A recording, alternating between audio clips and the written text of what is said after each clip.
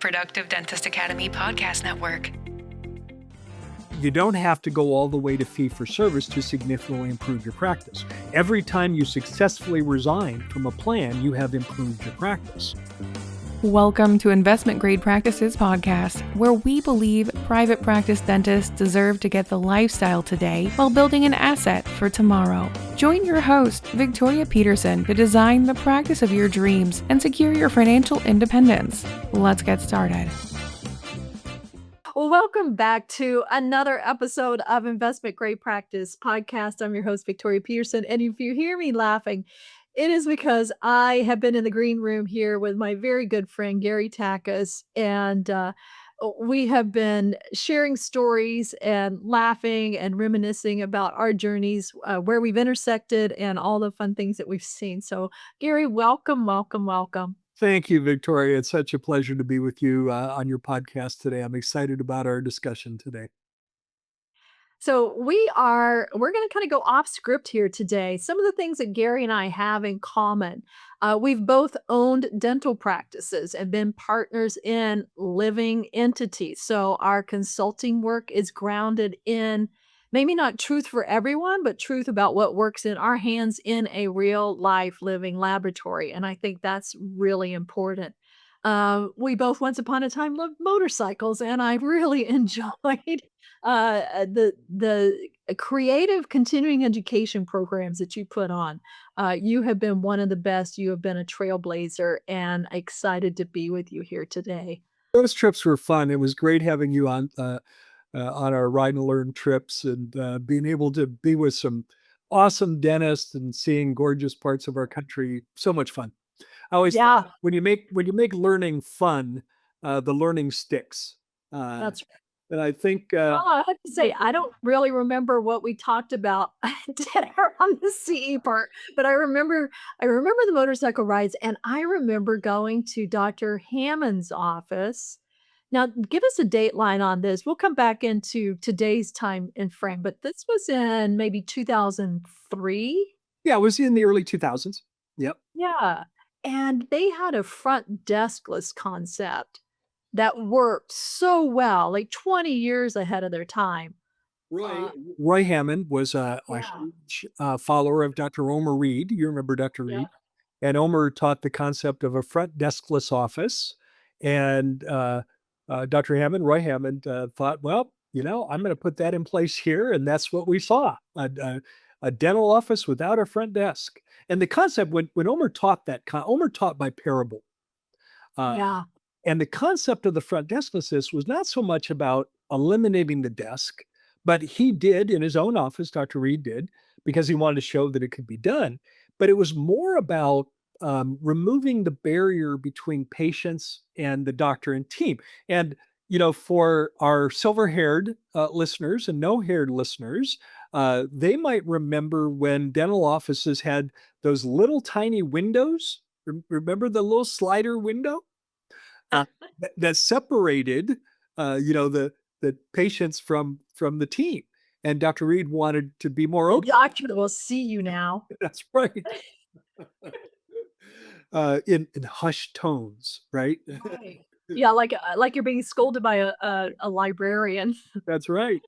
And so the concept of a deskless office was to humanize the practice and really connect with patients. Dr. Reed also was either famous or infamous for the 90-second crown prep. Yes. And the 90-second crown prep, which he was either praised or vilified for it. But the concept was that if you know what you're going to do with the prep in your mind, you know exactly what you're going to do. You have it all figured out. You know exactly what you're going to do. Then press your foot on the rheostat all the way down and get it done. Now, Yep. Victoria, here's something that I don't think you and I have ever talked about. So 7, 8, 9, and 10. My upper 4 anterior teeth are porcelain veneers that Dr. Reed did for me in 1987. 1987. I had a diastema between my centrals, little tiny peg laterals, and I was just starting to speak, in programs, and I thought I needed to represent good dentistry.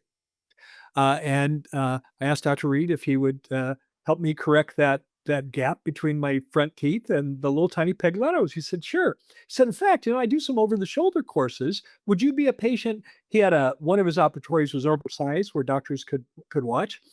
And I'm sitting in the chair and Dr. Reed says, hey guys, there was probably eight or nine doctors. He said, hey, you've heard me talk about the 90-second crown prep. You want to see the 90-second veneer prep? And everyone said, yeah. And Elmer said, well, wait a minute. I forgot to ask Gary. He's the patient. I guess we should ask him. And he turned to me and he said, Gary, would it be okay if I prep those teeth with the 90-second veneer prep? I said, Elmer, you're the boss. Absolutely. These veneers were prepped in 1987 with Dr. Reed demonstrating the 90-second veneer prep. We're almost at 40 years next year. How have those veneers held up? Wow, they're gorgeous. They're gorgeous. And you know what that was? Veneer prep technique wasn't really being taught back then. I mean, that was Nope. 1987. That was still probably a decade before mainstream. That's right.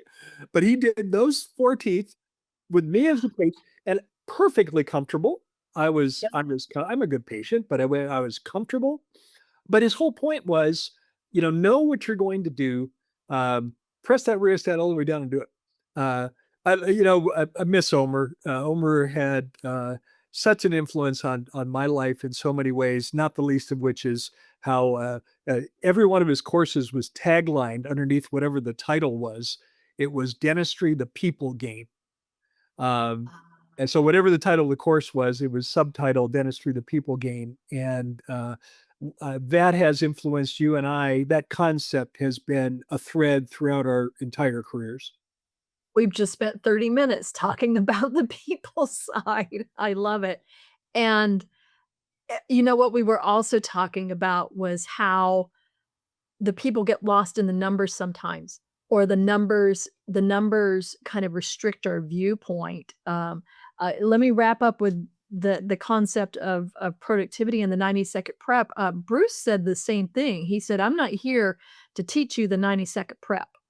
But what I am going to teach you is that you need to get in and out of there as quick as you can, right? And I remember he and Jackson Bean, if you ever interview Jackson Bean, he'll tell you the story that he was a young associate and Bruce used electric handpieces with no water, which was just revolutionary. I still think most prep with water, but he's like, why? You're not building up heat. You're fine. Don't put the patient through it. And so he puts Jackson to work prepping out a quadrant. And about an hour and a half later, he comes back and Jackson's like on his second tooth. He's like, well, Jackson, buddy, what are you doing? And he goes, well, it's the first time I use an electric handpiece. And he goes, well, show me what you're doing. And he's still trying to use it like an air driven and he's being really light. And he's like, oh, let me sit down. This baby's got torque. And he preps out the next 4 teeth in about 5 minutes. And Jackson was like, so, there is something about productive dentists that really, it's like that origami thing where you fold the paper and you put a hole in it and you open it up and there's a butterfly. They can see the end and they get really clear about the outcome before they start. I mean, it's a very artistic eye. It's the sculptor knowing how to take the stone away to reveal the statue. It's fun to watch dentists like that in their flow. Victoria, this goes back to where you and I first met at Pac Live way back when. Yes. And you'll remember Dr. Brian McKay. Yep.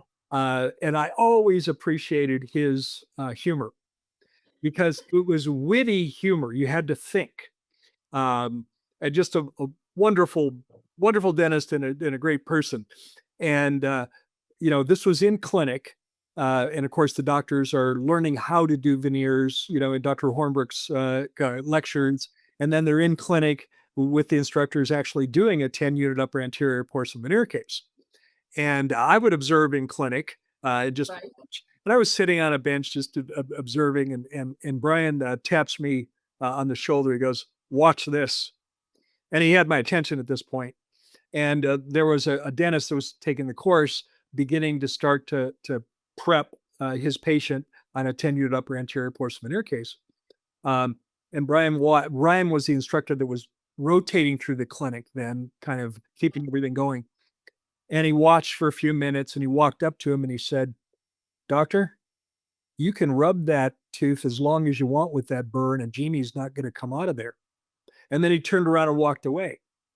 And I was on the floor laughing because I knew the humor in that. It was a delayed response from the doctor.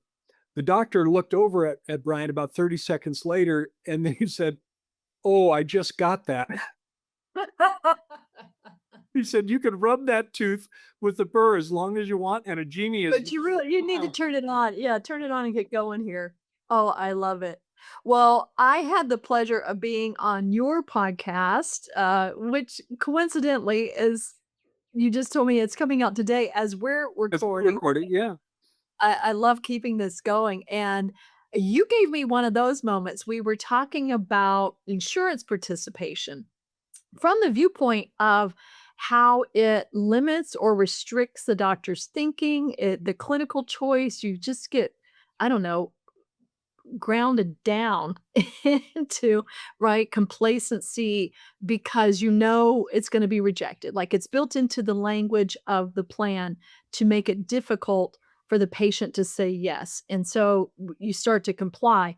And you shared the story of one of the teams that you had look at this. They were going out a network and they ran a detailed report and shared that 95% of insurance utilization was for preventative care and only 5% utilization on restorative. So, retell that so I'm making sure I'm getting the Yeah. details right. That was This was fascinating to me. You know, I love our work that we get to do. You get to do, I get to do, our teams get to do because we learn every yeah.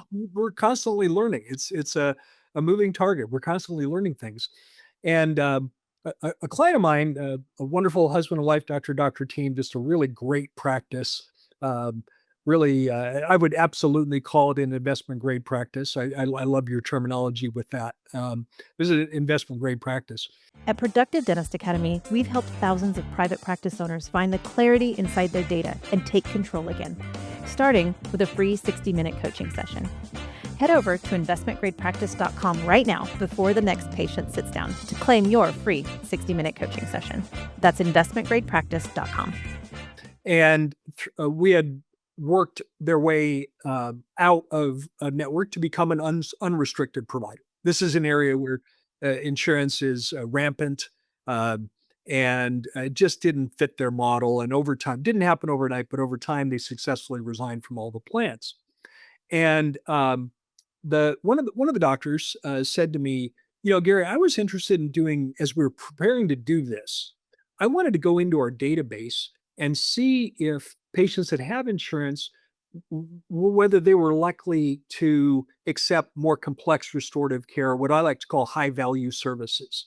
Um, and she said, I went into the data, and she's a very data centric person, has command of data. And she said, here's what I found. She said, when it came to elective or higher value services, our patients that were in network, only 5% of the time were they accepting that treatment. They only wanted what was covered by their insurance. She said, I thought it would be a small amount that did, but I didn't think it'd be that low. And she said that just reinforced my decision to go out of network because if you think about how they come into the practice, that patient comes into the practice looking for someone that takes their insurance. That's the language that patients use. And so in a way, they're sort of self-selecting. And it isn't that you can't get a good patient from, I won't name an insurance company, but name anyone we want. Can you get a good patient from fill in the blank insurance company? And the answer is yes, you can. However, oftentimes they arrive with baggage, and the baggage they arrive with is, I'm only interested in having things that are done that are covered by my insurance. And that research, one practice doesn't make a universe of data, but Right. I've since now dug into that in my client database, and it's very similar. I did the same thing. I put a Slack message in our coaching channel and I said, pull a dozen clients. By the end of the week, I want to know what the pattern is. And they were like, oh my gosh. And I started looking at the reports and it was like, the patient accounts, we took out all of that for HIPAA compliance and things like that. But account after account after account, it was like utilization last year, $400, $350, $425 for preventative. And then you would go restorative 0000 250 000 1200 000 800. And what was fascinating was that the zeros were both in the treatment planned and treatment accepted or acted upon. And so I want to dig into that. So this is not theory. Like, you can chat GPT, you can go online, you can do the research, and you'll say the ADA's commission on this says utilization is that. And you get the stats and you read it. And I know you and I have both quoted it. We lean into it, for benchmarking, things like that. But to see the benchmark, like, literally come in your windshield, you're like, okay, this is undeniable. So if it had just come from you or me, it would be anecdotal. But when it's a national phenomenon that everybody knows, and then you start validating it through two of the top consulting firms in the country, and we, between the two of us, we now have a data set of over 30, and we haven't even scratched the surface. We're starting to get statistically valid that this might be a pattern. And I'm wondering if it's a pattern that could help doctors open up their mindset just a bit in the space of how restricting it becomes, and how they can become unrestricted without crashing. You don't just wake up one morning and say, "Screw insurance, I'm getting off." Right? Well, let me reinforce that with some data that I learned in the last 6 months. You know how we have our associations, Victoria, we have Yep. ADA, we've got our state associations, hygiene association, we've got associations. Well, there is such a thing as an association of dental insurance plan executives. Right? And here's the data from them. Now, when we look at annual awards with insurance, the annual limit, what do you usually see, in as we're recording this in this timeline? What are you seeing in terms of annual limits? What kind of numbers do you see for an annual award for most? With the exception of some outliers, it's the same as it was in 1987 when it came in, $1,000, $1,500. Occasionally there's 2,000. Right, exactly. It might be 1,000, it could be 1,250, maybe better plan might be at 1,500, and occasionally there might be a really, really, really good outlier plan that has $2,000 a year. Well, this is their data, the Association of Dental Insurance Plan Executives. What percent of the people that have dental insurance use their annual maximum? Do you think that's a high number or a low number? Just for the record, we haven't talked about this ahead of time. This is impromptu. I'll take low number for 500, please, Gary. Okay. Yes. Let me tell you what it is. It is, drum roll please, 2.8% of patients who have dental insurance use their annual maximum. 2.8%. So you thought it was low, but you didn't think it was that low, did you? I didn't think it was 2.8. No, I thought like you, I thought that number would be low. I thought it might be, maybe 20, a quarter to a third of the population. No, it's 2.8%. That's why they have no reason to raise the annual limit. There's no reason to raise it because the people that have it don't use it. And what that does tell is the 2.8 that use it is basically using it for their free hygiene appointment. That's where it's being used. And then so when you're there talking to them about other ways you could help your patient have optimal oral health, there's a mental block and kind of a disinterest there. It's restricted. It's done what plans have done with restrictions. They've succeeded in getting the patient to think in terms of restrictions. I only want what's covered by my insurance. Right. And I think that's where dentists have so much frustration around. They know how they can help patients. They know how they can help improve not only their oral health, but their overall health. And yet the patient is the mindset, I only want to have it done if it's covered by insurance. I think that might be, there's plenty of ills with the whole insurance design. but that might be one of the biggest ills because you're dealing with people that they don't want what you can help them with, and that leads to Right. client frustration. Well, I think they do want it because they're walking in the door. However, they have been subconsciously programmed to automatically reject. We were talking off camera earlier. Thank you so much for agreeing to be a book reviewer for me for the Investment Grade Practice book, because there is a new framework for long-term business ownership. We're going into a time of we're still consolidating efforts cooled a little bit in the last couple of years because interest rates are rising, money's not cheap or free, so private equity is thinking twice. However, consolidation continues, but there's still going to be this part of the marketplace, 30% or more, that are going to be independently run practices into the near future. But how do you stay competitive? How do you slice the truth from what you're being told by insurance companies, by equity, by everybody else to be true by marketers? And there's so much jargon. It's really hard. I want to say BS, but I don't want to say that on air. It's hard to cut through the noise. It's hard to cut through the noise. And so this is one of the noises piece, and there's a chapter in there, and there's 3 different scenarios. One was a client, Dr. Daniel Hawes, who said, "I love PDA. And if I could give you one piece of advice, a lot of the doctors you showcase are fee for service. And I've had success with you, and I remained in network. And us grinders that are in network, we make up a big part of the world." And I said, "Thank you for that feedback," right?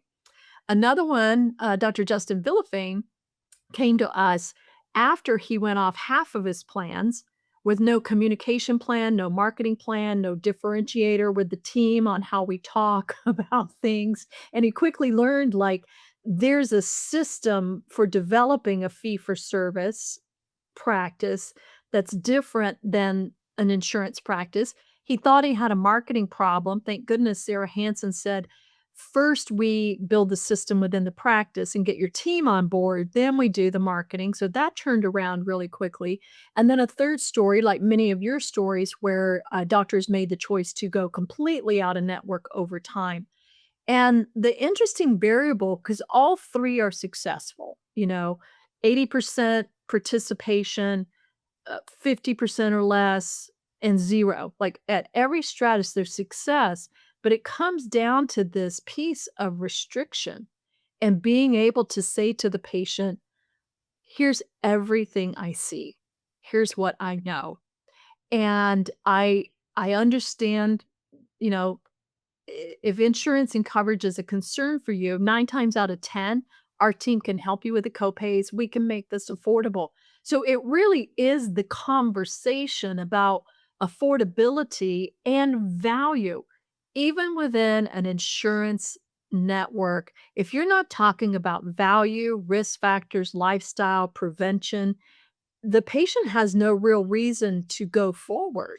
I don't think. I mean, that's what I'm observing. You have to help them see how it benefits their life. Like, Bruce used to say, what was Bruce's? I'm gonna let you jump in here. Bruce used to say, "Mary, you have gum disease, and I wanna let you know that that's an infection in the gum." And a lot of patients say, "Well, doc, can you save my teeth?" He goes, "I'm not worried about saving your teeth. I know I can do that. I'm worried about saving your life." When you're that strong in your core belief about what health is, insurance is not the variable. Right. Right. Well, I want to amplify what you said a little bit ago, and that is that it's not a one size fits all in terms of an insurance profile that works. And you're absolutely right. You've worked with them. We've worked with them. PDA has seen a cross section, a wonderful cross section of our profession. But I Yeah. deliberately use the language reduced insurance dependence There you go. because you don't have to go all the way to fee for service to significantly improve your practice. Every time you successfully resign from a plan, you have improved your practice. And if you choose to stop along the way for whatever reason, there could be good reasons to do that. then I'm in favor of it. And I always do tell my clients, but if your goal is to go all the way to fee for service, I'll be your biggest cheerleader. You don't have to do that, but I'll be your biggest cheerleader because that is truly the way to be completely unrestricted. Yeah. But it's not necessarily for everybody, and it isn't the model But everyone should follow. well, once you do that, then you just have another set of variables to manage, right? Right, right. Uh, but I back to PDA. Just love the foundational work that you guys have done for so long at PDA to help doctors understand how to truly to take care of their patients. Um, we were talking a little bit earlier about things like leadership. Yeah. Um, and one of the things, and you've given me a glimpse into this, and it's a glimpse that we need to explore a little bit more. There's all kinds of different leadership styles. There's different ways to, manifest good leadership. But you introduced the term to me that I hadn't thought of in this context, but it's so appropriate, and that's the idea of stewardship. Mm. Stewardship. Um, and I think that's a term that's going to resonate with so many dentists. The idea of stewardship. They're stewards of their families. They're stewards of their patients, of their team, um, and really, what a model of to incorporate into the practice the concept of stewardship. Uh, and I think it kind of paves a way forward. You know, you'd have to be living under a rock in the last number of years to realize that staffing today in dentistry is hard. The staffing in any business is hard. Um, Right. it's not just dentistry. It's finding people that really want great jobs. It's harder than ever. You and I remember a time when if you were looking for a hygienist, you back then we'd put an ad in the newspaper going way back when, and by the end of the day, you might have 7 or 8 really good applications.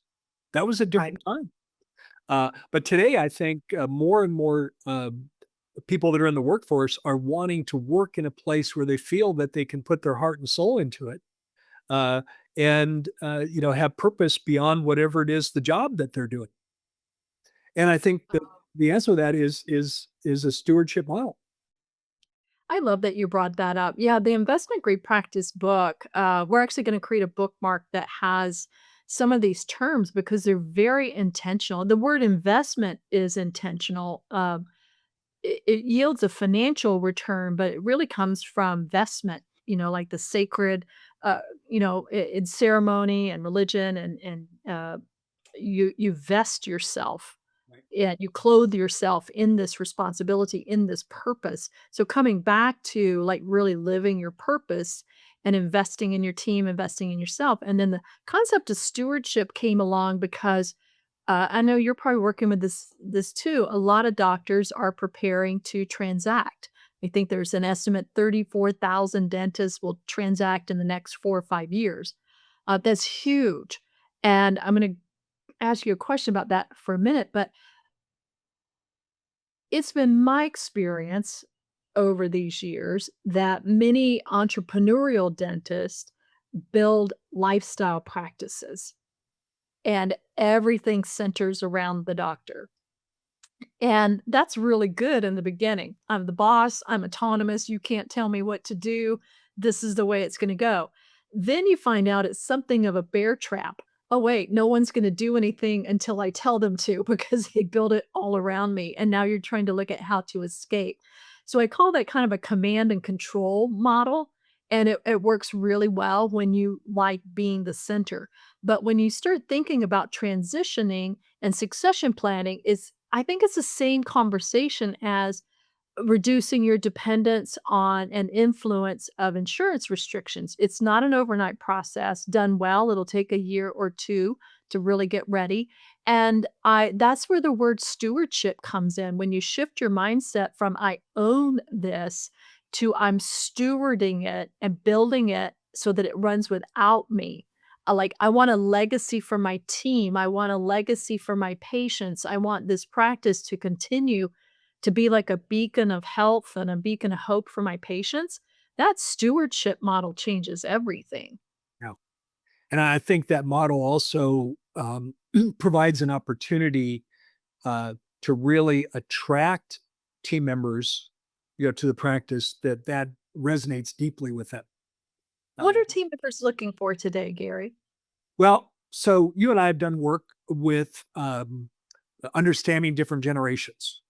Uh, it really does make a lot of sense. When you look at the different mindsets of different generations.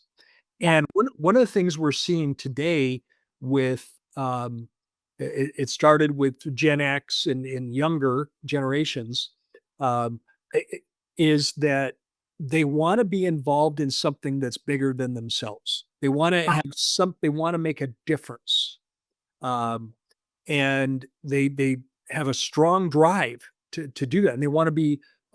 Sure, income is important, for at some level, in terms of just being able to, survive. But perhaps what's even a bigger driver is being involved in something that they know they're making a difference. If you notice of what's going on in the volunteer world today, Mm. the people uh, that carve out a certain amount of their time where they give back through volunteering, they get it's like they get a tremendous gratification for volunteering in this organization because it's something that they feel like they're not getting at work. Yeah. They're not getting that, so I've got to nourish my soul somewhere. So and I'm thinking of a particular team member that comes to mind that I met through a client office, and her world is she loves volunteering in these pet rescue organizations where they adopt puppies and find good homes for puppies, and it literally is what feeds her soul. Um, and it brought up to me the idea of introducing to her doctor how could the workplace in the dental practice also feed her soul.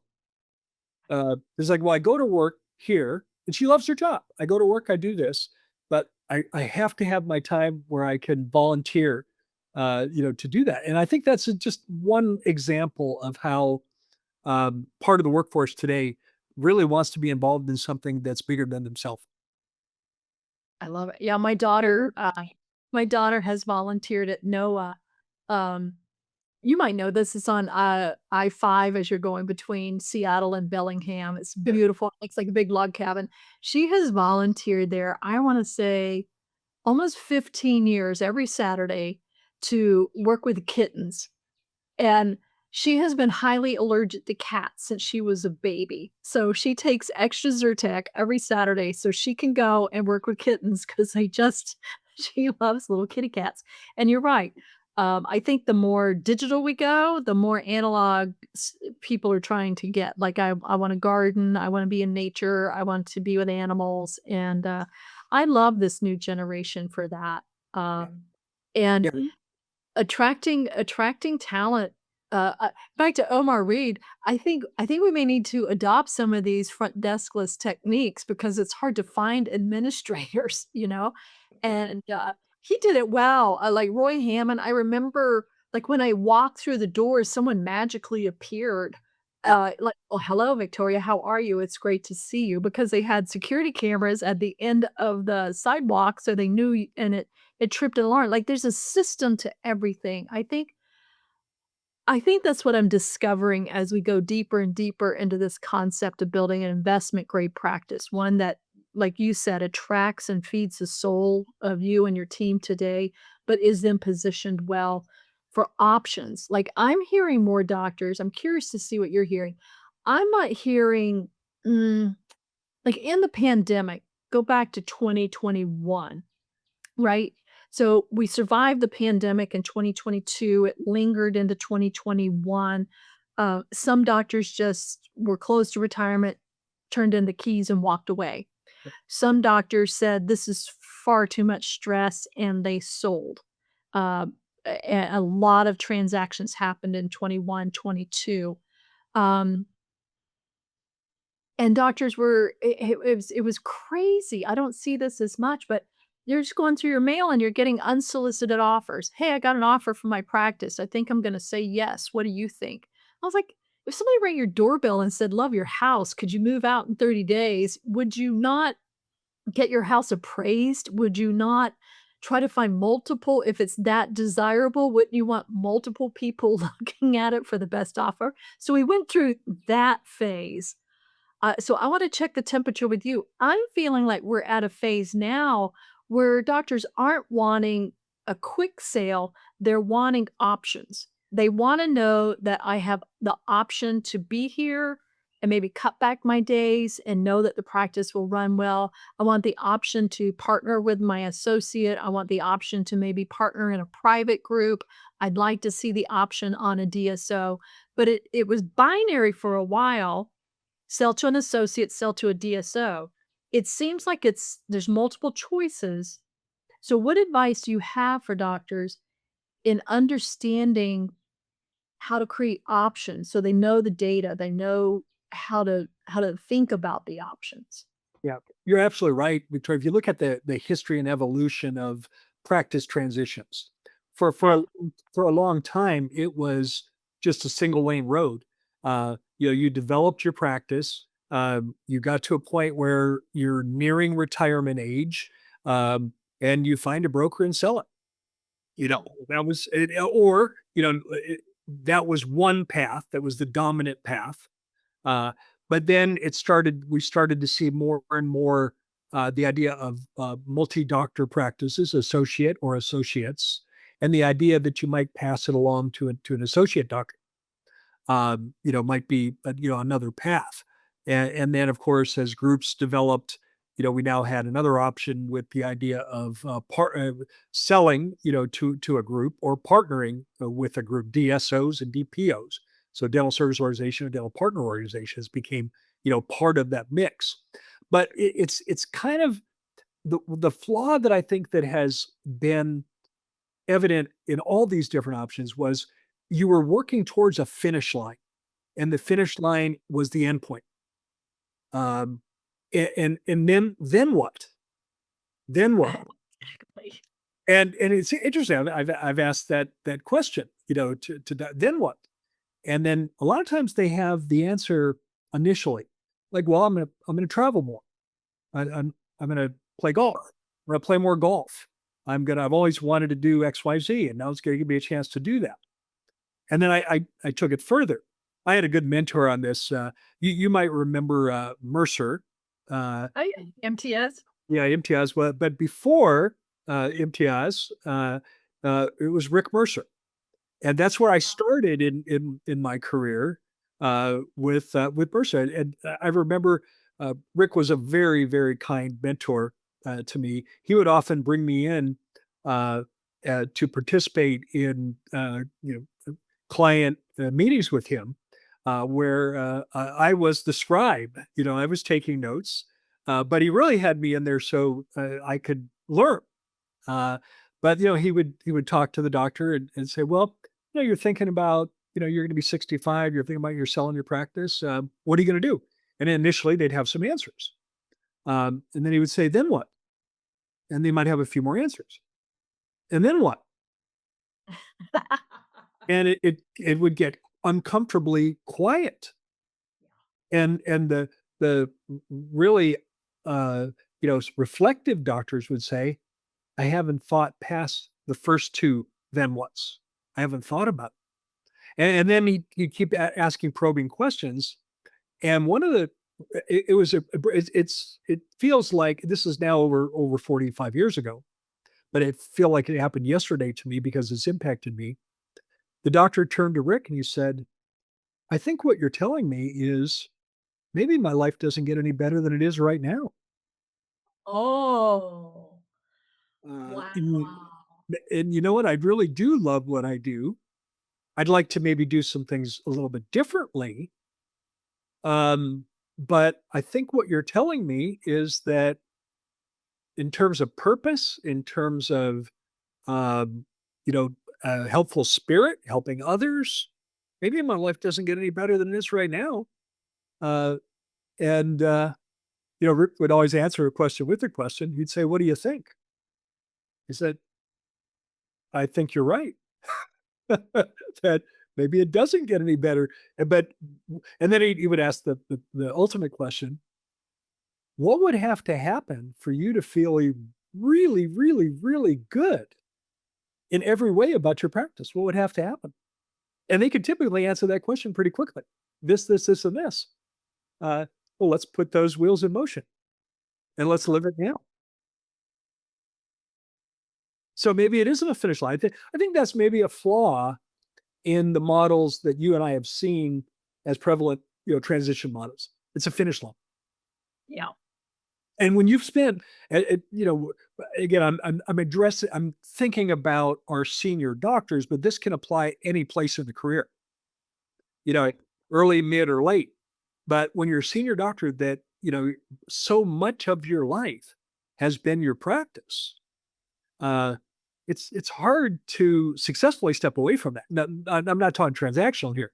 I'm talking about emotional, and purposeful.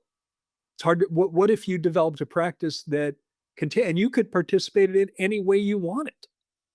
As uh, as an owner, you can participate in that any way you choose. And all of a sudden, the concept of retirement changes. Exactly. I remember that Exactly.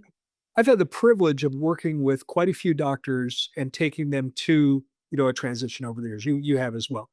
And it's mixed. Um, in many cases, they've had a successful retirement. And in other cases, it was a disappointing retirement in terms of, the purpose. And one of the things I've observed is that doctors that have something to retire to will be much more successful in that than those are just retiring away from something. And, successful dentists for a long time, their world has been teeth, teeth, teeth, teeth, and more teeth, and teeth, and hopefully people, if they've. Hey, okay, this is really bad, but that's the tooth. Hey, Waiting for that.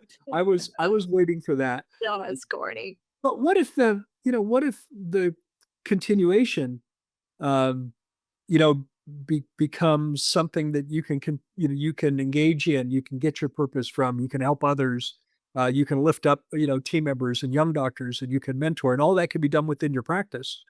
Then, I mean, absolutely love your concept of an investment grade practice. So really, it was a breakthrough for me. So I understand the concept of investment grade investment.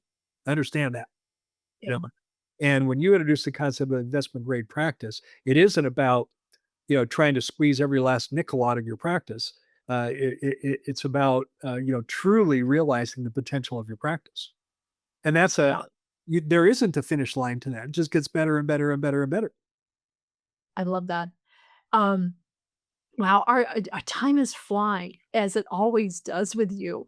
Um, so I'm writing over here furiously. If you've seen my eyes darting, I'm like, I gotta take some notes on this. It's a pleasure being in your world, Gary. You and I have actually shared clients together. Nikki Green says hello. We work on different sides of the equation, and our philosophies are very compatible. And I pass along an expression that one of my mentors gave me, which is success requires support. And I definitely see that owners are exhausted, as well they should be. The world has changed a lot in the last 5 years. Compliance regulations, staff turnover, overhead, shrinking margins, all of those kinds of things.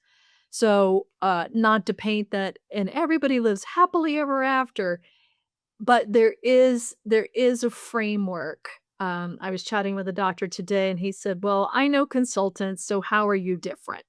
And I said, "Well, how do you know consultants? What do they do?"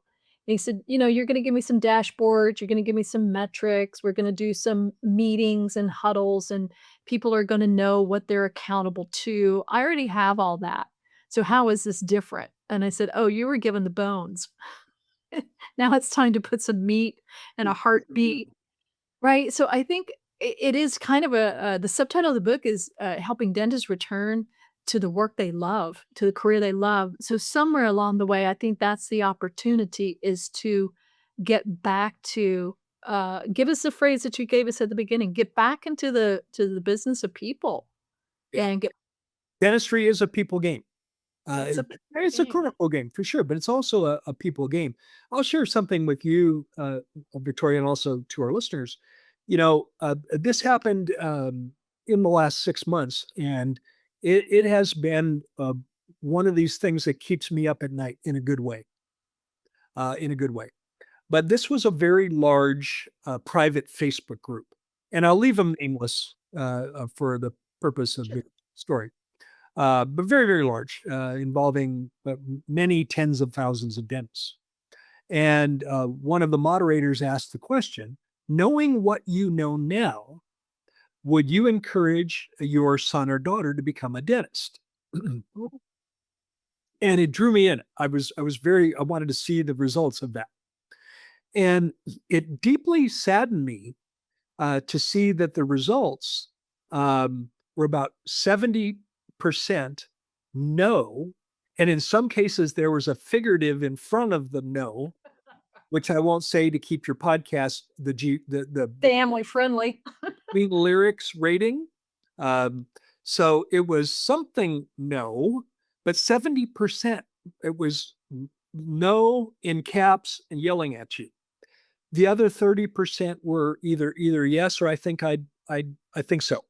But that deeply saddened me when I read the results of that.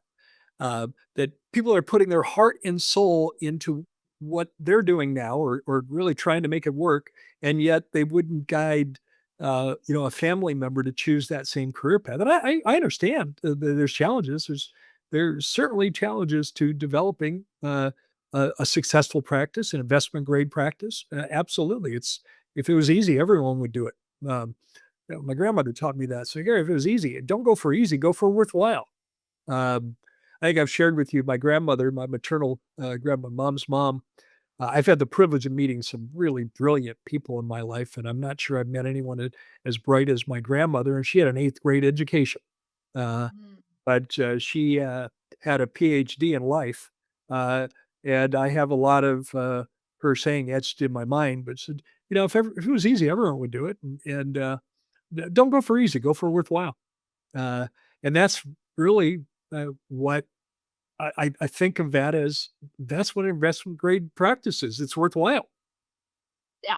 And it's something that continues. It can continue in a lot of different formats, and it can be something that you live in different ways at different seasons of your career.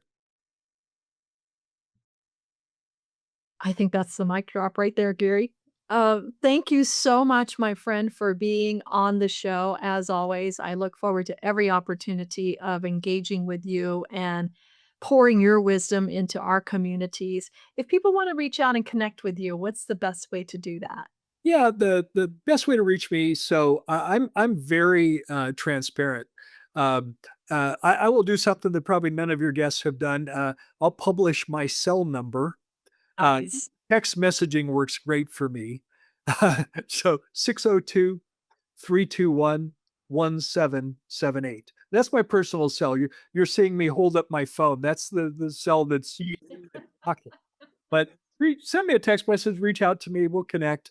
Would love the opportunity to hear from your listeners. And Vicki, I want to take a minute, Victoria.